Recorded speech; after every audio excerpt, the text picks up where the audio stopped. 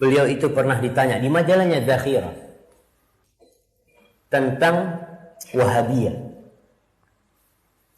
Ingat, beliau itu hidup di masa ketika itu terjadi perang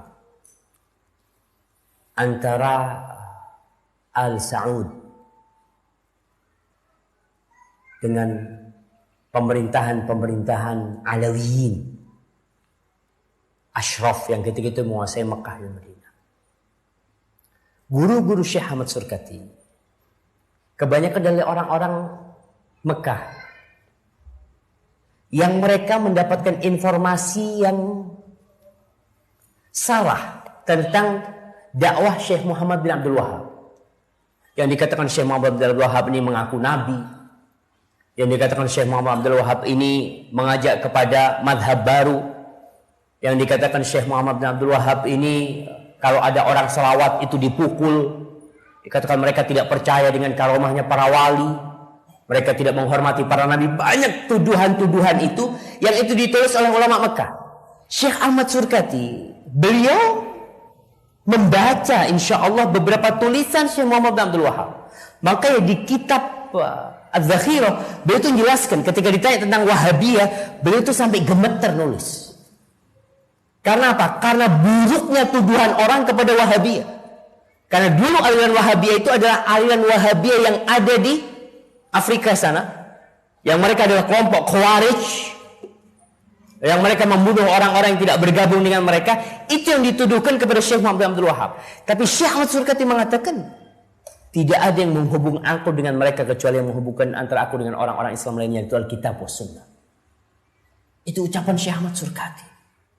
Kalau berkaitan dengan kitab Muhammad Abdul, iya, Syekh memang membaca kitab Tauhid karyanya Muhammad Abduh.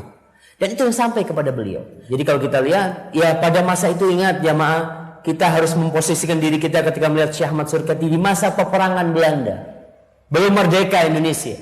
Kitab-kitab sangat sedikit sekali. Informasi yang sampai, itu jemaah haji ketika pulang, itu dikasih selebaran-selebaran tentang adanya aliran Wahabiyah. Sehingga antum kalau baca, waduh ini sangat takut sekali.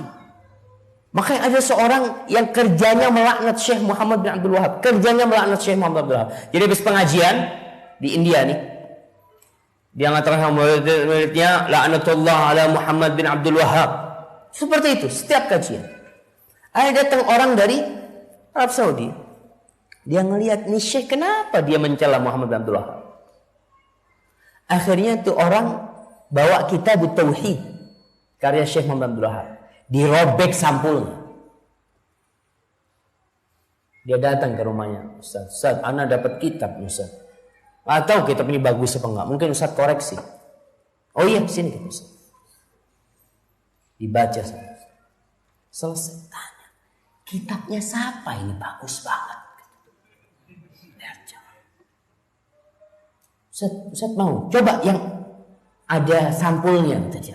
Tanya anak carikan Ustaz, dibelikan itu.